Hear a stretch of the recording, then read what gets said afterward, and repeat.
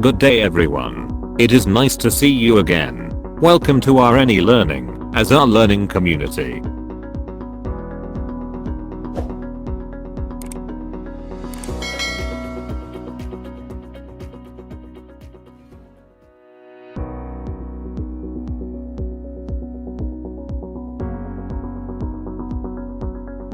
Four.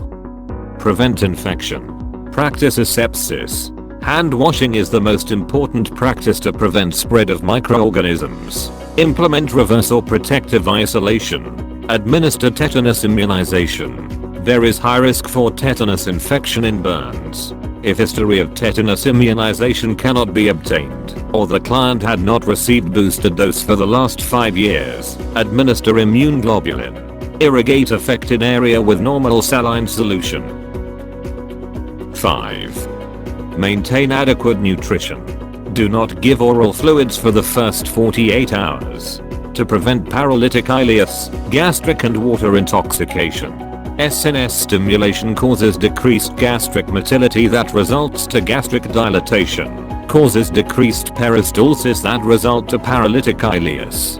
Increased antidiuretic hormone secretion causes water retention. Provide high calorie, high carbohydrates, high protein diet. High calorie and high carbohydrate diet provides adequate source of energy. High protein diet promotes healing and tissue repair. Provide diet rich in vitamins A, B, and C. Vitamin A maintains skin and mucous membrane integrity. Vitamin B enhances metabolism and vitamin C increases resistance to stress and infection. 6. Provide wound care. The different methods of wound care are as follows. 1. Open method. 2. Semi-open method. And 3. Close method. Open method.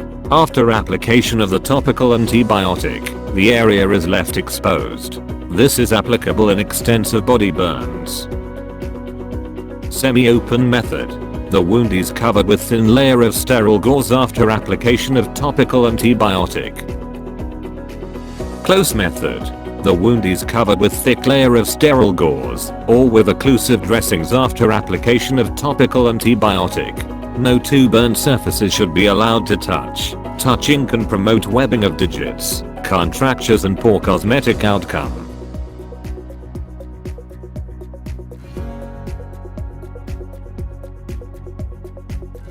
The antimicrobials is used in burns are as follows. Furacin, nitrofurazone. Apply directly to the burn area. Side effects are the following: rash, contact dermatitis.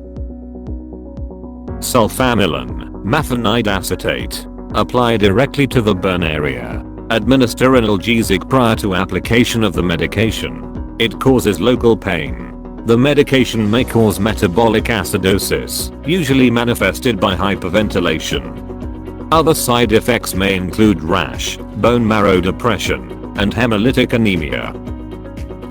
Silvadene, silver sulfadiazine. Apply directly to the burn area. It does not cause acidosis. Side effects are as follows: rash, leukopenia, nephritis. Monitor complete blood count, especially white blood cells. Silver nitrate. Apply silver nitrate to the dressing. Do not apply directly to wounds, cuts or broken skin.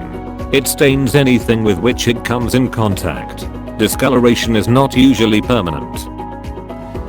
Hydrotherapy. It is done to remove debris, improve circulation, relieve pain, promote healing, improve muscle tone, and prevent contractures. Administer analgesic 15 to 30 minutes before hydrotherapy to promote comfort.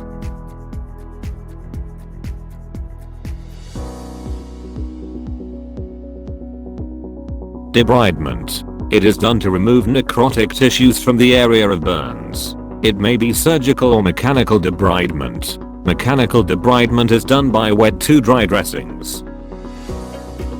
To do wet to dry dressings, do the following steps. 1. Wash hands. 2. Wear clean gloves. Remove soiled dressing. 3. Remove gloves and confine soiled dressings within the gloves. 4. Wear sterile gloves. Apply sterile dressings over the area and pour sterile normal saline solution over the dressing. 5. Cover the moist dressing with dry dressings, gauze, sponges, or absorbent pads. And 6.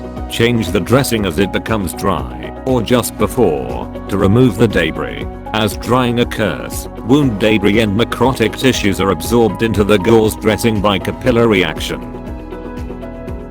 Skin grafting. This is done to improve appearance of affected area. We have the following examples of skin grafting: isograft or syngeneic graft, autograft, homograft or allograft, and heterograft or xenograft.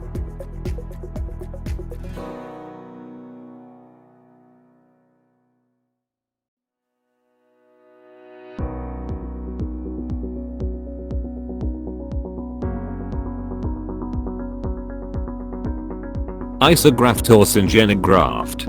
The donor side comes from an identical twin. Autograft. The donor side comes from the self.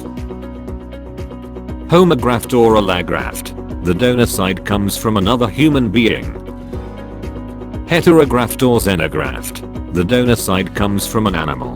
For instance, pig skin. But this is temporary. Care of the graft site. Elevate and immobilize the graft site. Keep site free from pressure. Avoid weight bearing. Cleanse the graft from exudates to prevent infection and prevent graft adherence. Monitor the graft site for signs and symptoms of infection like foul-smelling drainage, fever, elevated WBC, hematoma, or edema in the area. Instruct the client on the following. Lubricate healing skin with cocoa butter lotion. Protect affected area from sunlight, and use splints and support garments as prescribed. 7. Promote gastrointestinal support. To prevent stress ulcer or Curling's ulcer, insert nasogastric tube as indicated. Administer antacids, histamine receptor blockers as prescribed. 8. Fluid replacement. This is done to prevent hypovolemic shock. Types of fluid replacement: colloids, blood, plasma expanders, for instance, hetastark, electrolytes, lactated ringer solution, and non-electrolytes, dextrose 5% in water. Baxter and Parkland formula, crystallized resuscitation. 4 ml lactated ringer solution, multiplied by weight in kilograms, multiplied by % of burns. Allocation of fluid replacement for the first 24 hours. For the first 8 hours. 50%. For the second 8 hours. 25%. And lastly for the third 8 hours. 25%. Example, a client weighs 90 kilograms and percentage of body burns is 22%. Total volume of fluid replacement. 4 milliliters. Multiplied by 90 kilograms, multiplied by 22% is equal to 7,920 milliliters lactated ringer solution for the first 8 hours. 50% of the total volume is 3,960 milliliter LRS for the second 8 hours. 25% or 1,980 milliliter LRS, and for the third 8 hours. 25% or 1,980 milliliter LRS. And lastly 9. Rehabilitation. The priority goal of rehabilitation among burns clients is to prevent or minimize scarring. The client may wear anti-scar garment for 6 months. Other goals are to prevent contractures, promote activity tolerance, and improve body image and self-concept. Thank you for listening. Have a good day and be safe. Agyamanag.